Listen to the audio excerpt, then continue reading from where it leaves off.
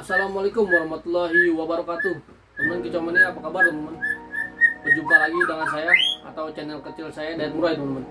Channel kecil yang membahas konsisten perawatan murai batu dari 0 sampai dengan juara.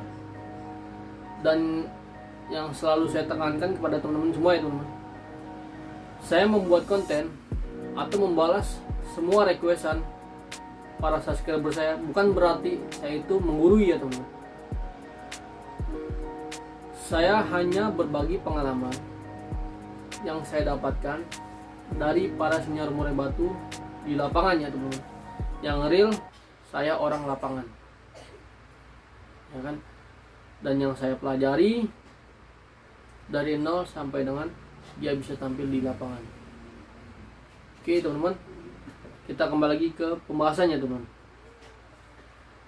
Di video kali ini saya ingin membalas salah satu requestannya para subscriber saya seperti biasa, dan saya tampilkan juga di layar kaca teman-teman ya. Seperti itu requestannya. Jadi dia bernama Edi Minarko, ya kan? Dia request kepada saya seperti ini ya. Om, kalau murai emosi sama galak apa sama? Pada dasarnya dia bertanya kepada saya, murai emosi dan galak itu apa bedanya ya teman-teman, ya kan? Ini sangat penting sekali teman-teman.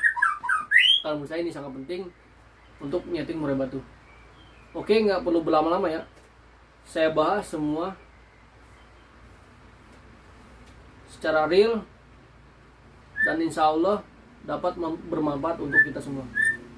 Oke, silakan ditonton.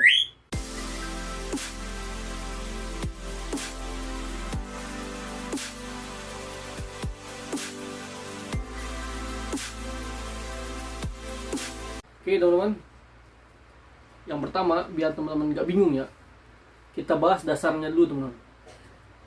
Dasarnya murai batu ya kan. Murai batu yang bisa tampil di lapangan atau yang juara di lapangan itu harus memiliki birahi dan emosi, ya kan.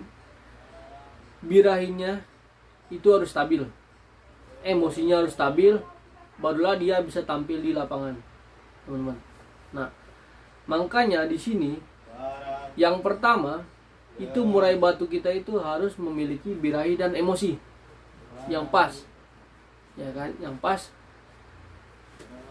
Misalkan teman-teman ya, kalau murai batu kita nggak pas birahinya, itu kadang ngebet, kadang nabrak, kadang bisa turun tangkringan atau turun karpet, seperti itu kan.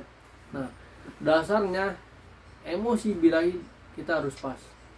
Dan yang pertama teman-teman, saya selalu menekankan kepada teman-teman, kita merawat murai batu itu harus tahu dasarnya. Karena murai batu itu ada dua dasar teman-teman, murai batu jinak dan murai batu giras, ya kan? Karena apa? Murai batu jinak dan murai batu giras itu perawatannya berbeda, ya kan. Kalau murai batu jinak jakriknya dikit, mainkan kerutu. Murai batu giras jakriknya banyak, kerutu kita kasih jarang. Itu ya dasarnya teman-teman ya. Nah, kita bahas ke topik ya. Di sini murai batu dia itu intinya galak ya teman-teman. Galak dalam arti ketika bertemu lawan di gantangan dia nabrak, ya kan? Dia nabrak, sesekali dia bongkar isian, tapi lebih cenderung masang badan, ya kan, masang badan, atau dia nabrak tangkringan, nabrak jeruji maksudnya ya, nabrak jeruji, ya kan, kadang turun karpet, kadang naik ke atas tangkringan lagi, intinya dia kekencangan, itu nabrak ya kan. Tetapi apabila murai batu teman-teman nabrak lalu dia matok-matok ornamen, kan, ornamen seperti kayak cepuk makan di patok-patok ya, atau ornamen tangkringan di patok-patok, itu birahi teman-teman, itu birahi. Tetapi di sini hampir sama. Birahi dan emosi itu hampir sama. Cuman kita harus perlu ketelatenan dan kejelian kita, teman-teman.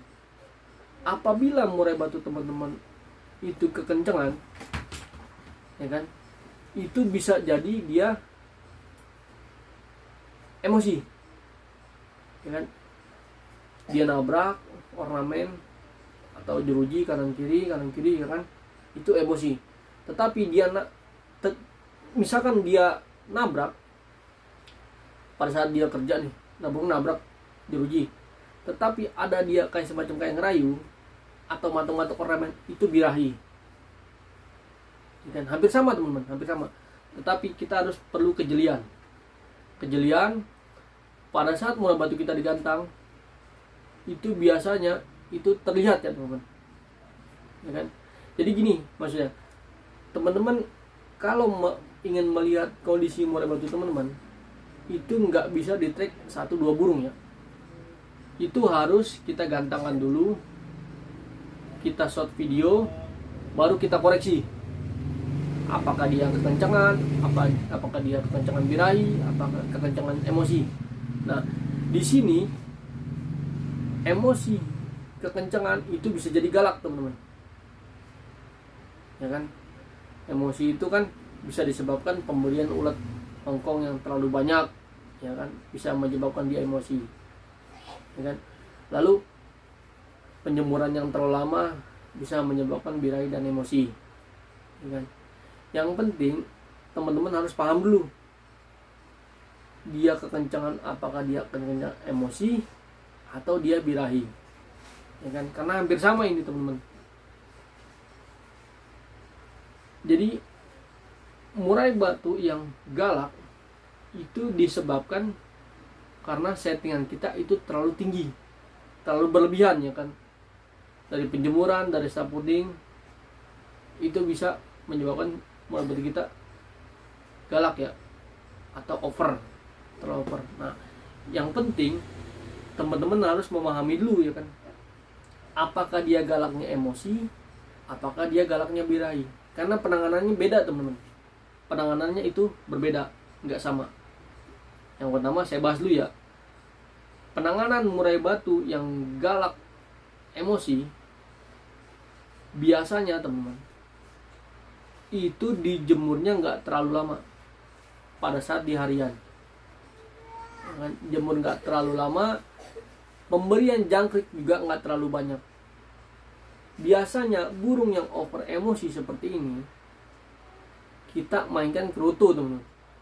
Kita mainkan kerutu yang sangat banyak, tapi porsi jangkrik itu nggak terlalu kencang.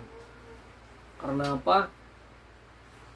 Apabila dia jangkriknya kencang dan kerutunya kencang, nggak akan bisa stabil di lapangan. Itu kalau untuk murai batu yang emosi, ya kan.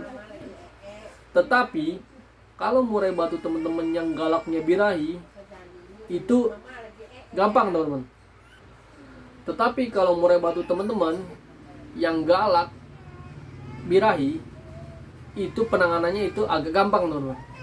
Karena birahi emosi dia kan udah pas, tetapi birahinya agak kenceng. Nah, saya sarankan di sini, apabila murai batu tersebut galaknya dikarenakan birahi, teman-teman harus memainkan sebelum dilombakan, itu harus mainkan pemandian, teman-teman. Kita mandikan terlebih dahulu, ya kan. Sebelum berangkat kita mandikan, barulah kita jalan ke lapangan. Tetapi ingat ya, murai batu teman-teman, apabila galaknya sudah pas, emosinya sudah pas, di lapangan jangan sekali-sekali memakai ulat hongkong. Karena apa? Ditakutkan ketika birahi dan emosinya itu sudah pas, kita kasih ulat hongkong, takutnya dia nabrak ya, nabrak berlebihan, dan yang sangat fatalnya lagi bisa turun ke karpet tangkringan, seperti itu kan. Nah, yang untuk lebih jelasnya, galak itu dikarenakan dia birahi dan emosi, ya kan. Ada dua nih, teman-teman, bisa dikarenakan birahi, bisa dikarenakan emosi, tapi ciri-cirinya berbeda. Apabila galak birahi, itu burung pasang badan, nampar, jeruji. Bongkar isian, nampar, jeruji. Nah itu emosi. Tetapi kalau dia galaknya birahi, dia hanya masang badan teman-teman. Masang badan, nampar, nggak bunyi ya teman-teman. Nggak bunyi, tetapi dia sesekali mantuk-mantuk ornamen. Seperti tangkringan atau cepuk ya teman-teman. Nah itu galaknya birahi. Jelas ya teman-teman. Yang terpenting murai batu kita bisa tampil di lapangan emosi pas, birahinya pas. 50-50 ya teman-teman. 50% birahi, 50% emosi. Tinggal penstabilan di gantangan atau di lapangan, penanganan di lapangan ya. Biasanya murai batu saya semua ya teman-teman, apabila di lapangan di bawah itu murai batu saya udah bocor, di polisian itu nggak pernah saya memainkan ulet Hongkong. Saya hanya mengungsi, ya kan, menjauhkan murai batu saya dari murai batu yang lainnya, ya kan. Lalu slating kita buka 3 sesi sebelum kita mainkan, slating kita buka, kita berikan jangkrik 1 yang kecil, 1 atau 2 yang kecil, yang porsi kecil. Fungsinya apa? Untuk menstabilkan tenaga dia teman-teman. Karena murai batu yang di lapangan udah bocor polisian itu hanya perlu menstabilkan tenaga. Birahinya udah pas, emosinya udah pas. Jadi PR kita harus menstabilkan tenaga dia aja. Seperti itu kan. Jangan sekali-sekali teman-teman memainkan ulet Hongkong. Apabila murai batu teman-teman itu udah bocor gacor di lapangan sebelum kita lomba. Seperti itu kan. Saya rasa jelas ya. Itu saya bahas secara konkret dan yang saya pelajari dari para senior murai batu. Galak itu ada 2 versi ya kan. Bisa galak birahi dan bisa galak emosi. Itu teman-teman. Saya rasa cukup. Apabila ada kata-kata saya salah atau salah penyampaian, saya mohon maaf ya teman-teman. Dikarenakan saya juga masih pemula ya, di YouTube ini masih pemula dan harus banyak selalu belajar. Tetapi kalau untuk settingan murai batu, insya Allah real yang saya alami dan yang saya pelajari dari para senior murai batu di lapangan. Kan? Karena apa? Murai batu yang bisa tampil di lapangan itu kita harus memahami karakter atau selalu banyak belajar di lapangan teman-teman.